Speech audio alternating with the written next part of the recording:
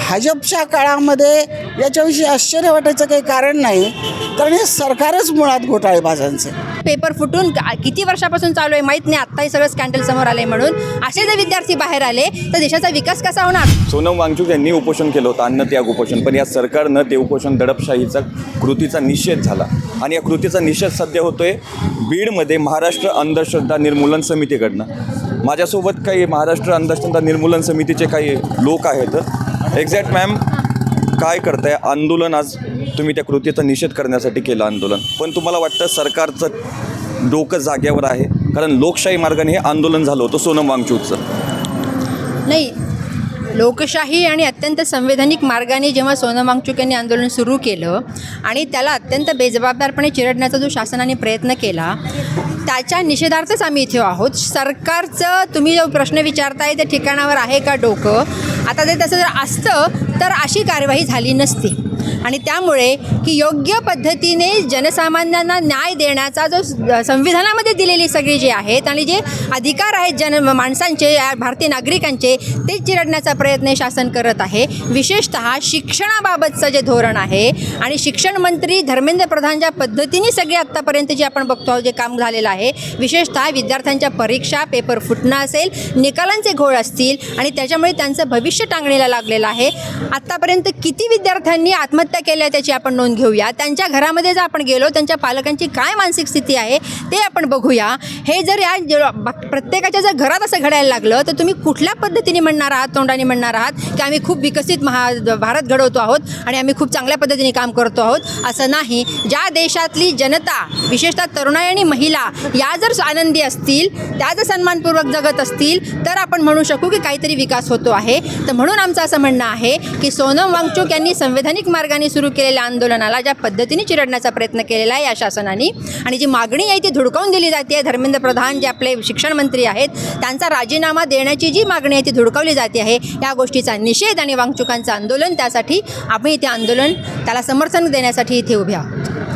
फक्त आंदोलन उपोषण करून वाटतंय काय प्रश्न सुटेल? नाही, आंदोलन उपोषण करून प्रश्न सुटत नसतात हे आम्हाला माहिती आहे, पण काहीच केलं नाही तर अजूनच निर्ढावलेपणा वाढत जातो सत्तेचा. त्याच्यामुळे सुरुवात झाली पाहिजे कुठेतरी, म्हणजे सुरुवात झाली पाहिजे, प्रश्नांना वाचा फोडली पाहिजे, बोललं पाहिजे, रस्त्यावर आलं पाहिजे, कुठेतरी जनरेटर आला पाहिजे. खरं तरी फक्त मुठभर संस्था, संघटना, व्यक्तींनी समोर येऊन उपयोग नाही आहे. सगळ्या विद्यार्थ्यांनी, पालकांनी, सर्वसामान्य जनतेने रस्त्यावर आलं पाहिजे आहे, तर तो जनरेटर वाढेल आणि कसलंही शासन असतं त्यांच्यावरती दबाव वाढू शकतो.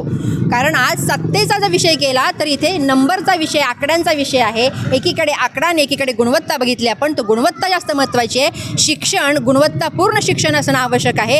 अशा पद्धतीने पेपर फुटून किती वर्षापासून चालू आहे माहीत नाही, आत्ताही सगळं स्कॅन्डल समोर आले म्हणून असे जर विद्यार्थी बाहेर आले तर देशाचा विकास कसा होणार. डॉक्टर असतील, इंजिनियर असतील, ज्या या फील्डमधले लोक असतील त्यांची गुणवत्ता काय आहे. तेव्हा शिक्षण, उच्च शिक्षण असेल, प्राथमिक शिक्षणापासून ते उच्च शिक्षण, हे गुणवत्तापूर्ण असल्याशिवाय देशाचा विकास चांगल्या पद्धतीने होणार नाही. आज आंदोलन करताय, मी मगाशी घोषणा ऐकल्या BJPचा जाहीर निषेध वगैरे असो म्हणून.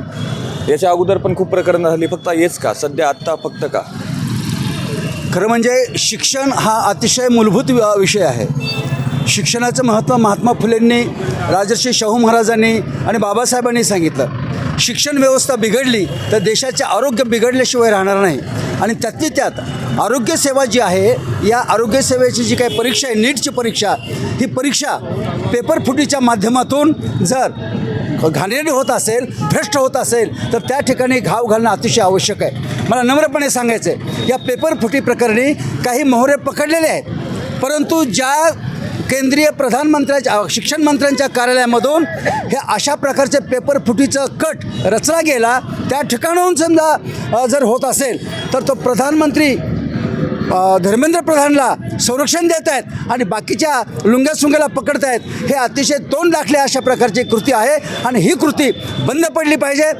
खरा जिम्मेदार हा शिक्षण मंत्री आहे आणि त्याचा राजीनामा महत्त्वाचा आहे. म्हणून आम्ही या ठिकाणी धर्मेंद्र प्रधानचा राजीनामा मागण्यासाठी संपूर्ण देशभर जे काही आंदोलन होतं आहे त्या आंदोलनाचा भाग म्हणून आम्ही या ठिकाणी काम करत आहोत. बाळा, यांचं सगळ्यांचं जाऊ दे, यांचे सगळ्यांचे शिक्षण झाले. तू एक विद्यार्थिनी आहेस, लई पोरं मेले बघ, भयंकर आत्महत्या केले बघ पोरांनी. काय वाटतं, कशामुळे काय झालं? जर असं जर चालत राहिलं तर मुलांचा शिक्षणावरील विश्वास उडेल.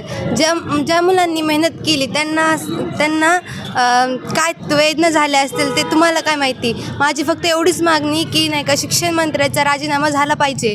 तू किती वेळ आहे? मी 12वीला आहे. त्यांनी नीट पेपर फुटीची जबाबदारी घ्यायला पाहिजे.